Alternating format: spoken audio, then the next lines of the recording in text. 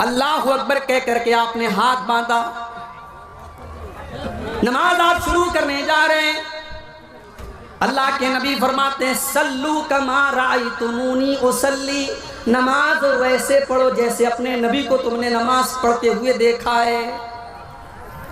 جیسا طریقہ نبی کا تھا نماز کا، ویسے ہی طریقے پر ہمیں نماز پڑھنی ہے۔ اللہ کے رسول جب نماز پڑھتے تھے سینے پر ہاتھ باندھتے تھے، سب سے پہلے دعائے ثنا پڑھتے تھے، اللہم باعث بینی پڑھتے تھے، اعوذ باللہ پڑھتے تھے، بسم اللہ پڑھتے تھے، سورہ فاتحہ پڑھتے تھے۔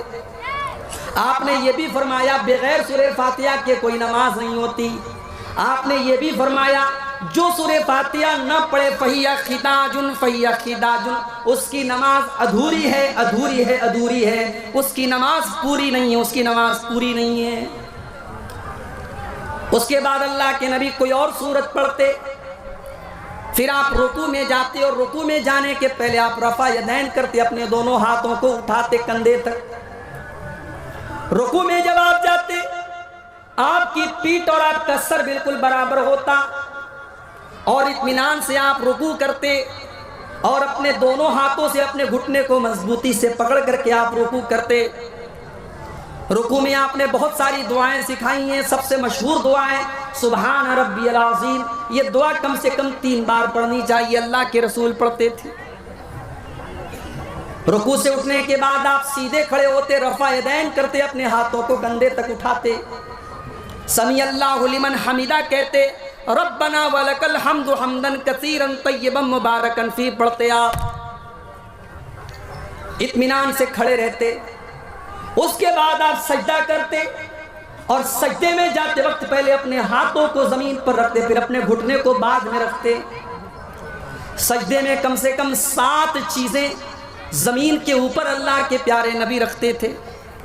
اپنی پیشانی کو زمین پر رکھتے تھے، اپنی ناک کو زمین پر رکھتے تھے، پیشانی اور ناک دونوں کو ایک مانتے تھے آپ، دونوں ہاتھوں کو زمین پر رکھتے، دونوں گھٹنوں کو زمین پر رکھتے اور دونوں پیروں کو بھی زمین پر رکھتے اور پیروں کی انگلیوں کو موڑ کر کے ان کا رخ قبلہ کی طرف کر لیتے اور آپ اطمینان سے سجدہ کرتے۔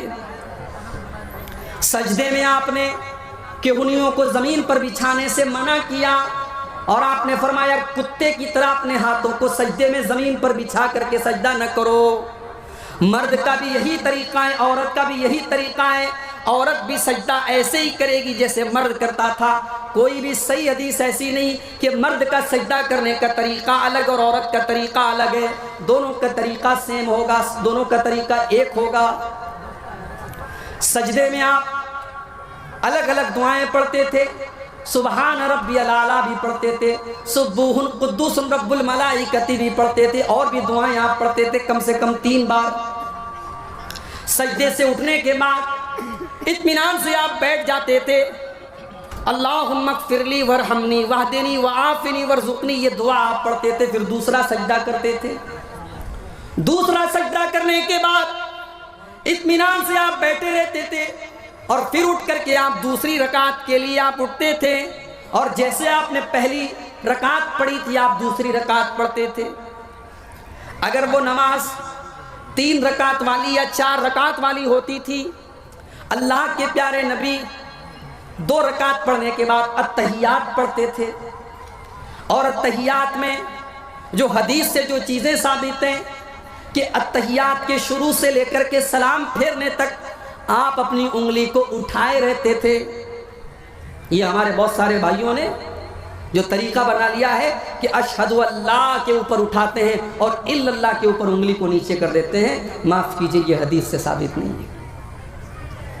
پورے تشہد میں التحیات آپ نے جب سے شروع کی ہے، سلام پھیرنے کے ٹائم تک آپ کی انگلی ایسے اٹھی رہے گی، بیچ بیچ میں آپ تھوڑا تھوڑا انگلی کو حرکت دیں گے، جب درود شریف پڑھیں گے تب آپ حرکت دیں گے، درود شریف کے بعد کی دعائیں جب آپ پڑھیں گے تب آپ حرکت دیں گے۔ یہ حرکت دینا بھی اللہ کے رسول صلی اللہ علیہ وسلم سے ثابت ہے۔ تیسری رکعت کے لیے جب آپ کھڑے ہوتے تو آپ رفع یدین کر کے اپنے ہاتھوں کو سینے پر باندھ لیتے۔ تیسری اور چوتھی رکعت میں آپ سورہ فاتحہ پڑھتے تھے، کبھی کبھی کوئی اور سورت بھی پڑھ لیتے تھے لیکن عام طور سے صرف سورہ فاتحہ پڑھتے تھے۔ اور جب آپ نماز کے آخری تشہد میں بیٹھتے تھے تو اپنے بائیں پیر کو آپ داہنے پیر کے نیچے سے نکال کے اپنی کمر کے بل بیٹھا کرتے تھے اور اتحیات پڑھتے تھے. اتحیات کے بعد درود شریف پڑھتے تھے. درود شریف کے بعد آپ مختلف دعائیں پڑھتے تھے. اللہم انی ظلمت نفسی والی دعا بھی پڑھتے تھے. اللہم انی اعوذ بک من عذاب جہنم والی دعا بھی آپ پڑھتے تھے. اس کے بعد آپ السلام علیکم ورحمۃ اللہ، السلام علیکم ورحمۃ اللہ، داہنے اور بائیں طرف آپ سلام کرتے تھے. یہ ہے اللہ کے رسول کی نماز کا طریقہ. اب کوئی اگر یہ کہتا ہے مولوی صاحب آپ نے طریقہ تو بتا دیا لیکن ہم تو اسی طریقے پر نماز پڑھیں گے جو باپ دادا سے ہم دیکھتے چلے آئے تھے. معاف کرنا میرے بھائی، اللہ تعالیٰ کے آپ سے یہ نہیں پوچھا جائے گا آپ کے باپ دادا کیسے نماز پڑھتے تھے. اللہ تعالیٰ کے یہاں یہ پوچھا جائے گا آپ کی نماز رسول کے طریقے کے مطابق تھی کہ نہیں تھی. اس لیے کہ اللہ نے اعلان کر دیا لَقَدْ كَانَ لَكُمْ فِي رَسُولِ اللَّهِ أُسْوَةٌ حَسَنَةٌ. او لوگو، جب میں نے اپنے رسول کو تمہارے لیے نمونہ بنا کر کے بھیجا ہے تو تم نے میرے نبی کے طریقے پر نماز کیوں نہیں پڑھی؟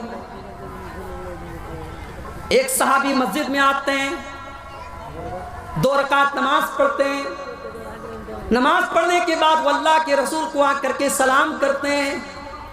اللہ کے پیارے نبی ان کے سلام کا جواب دیتے ہیں اور جواب دینے کے بعد اللہ کے نبی کہتے ہیں ارجع فصلی فإنک لم تصلی. جاؤ تم پھر سے نماز پڑھو، تمہاری نماز نہیں ہوئی. صحابی پھر سے آتے ہیں، پھر سے 2 رکعت نماز پڑھتے ہیں، پھر آ کر کے اللہ کے رسول کو سلام کا جواب دیتے ہیں. اللہ کے رسول صلی اللہ علیہ وسلم سلام کا جواب دیتے ہیں اور کہتے ہیں جاؤ پھر سے نماز پڑھو، تم نے نماز نہیں پڑھی. سب سے پہلے لیا ہے، ایک پوائنٹ یاد رکھیں، سب سے پہلے نبیوں کے ہاتھ سے لیا ہے. خانہ کعبہ جو حج کرنے گئے ہیں، کعبہ شریف جو آپ لوگ دیکھتے ہیں نا، ارے سب سے پہلے ابراہیم اور اسماعیل دونوں باپ بیٹے مل کے بنائے ہیں، یہ نبی تھے. نبیوں کے ذریعے سے اللہ رب العالمین نے مسجد کا کام لیا. مسجد اقصی فلسطین میں جو ہے ابھی لڑائی ہو رہی ہے، ہاں جو جنگ چل رہی ہے، یہ مسجد اقصی حضرت سلیمان کے ہاتھ سے بنی ہوئی ہے. نبیوں کے ذریعے سے اللہ کے رسول کام لیے. تو سنیے بات آگے بڑھ رہی ہے. اللہ کے رسول مسجد بنا دیے، راستے میں مسجد قباء. وہاں سے آنے کے بعد جیسے ہی اللہ کے رسول مدینے میں انٹری کرنے لگے، مدینے میں اللہ کے رسول پہنچے. اے پورنیہ والوں غور سے سنو، مدینے میں جب اللہ کے رسول پہنچ گئے، مدینے کے جتنے بڑے بڑے مالدار لوگ تھے، پیسے والے تھے، درہم و دینار والے تھے، نبی کی اونٹنی کی نکیل کو پکڑ کر کے کہہ رہے ہیں اے محمد صلی اللہ تعالی علیہ وسلم، آپ ہمارے گھر رہیے، آپ ہمارے یہاں مہمانداری کیجئے. وہ کہہ رہے نہیں اللہ کے رسول ہمارے یہاں آئیے. سب کی خواہش ہے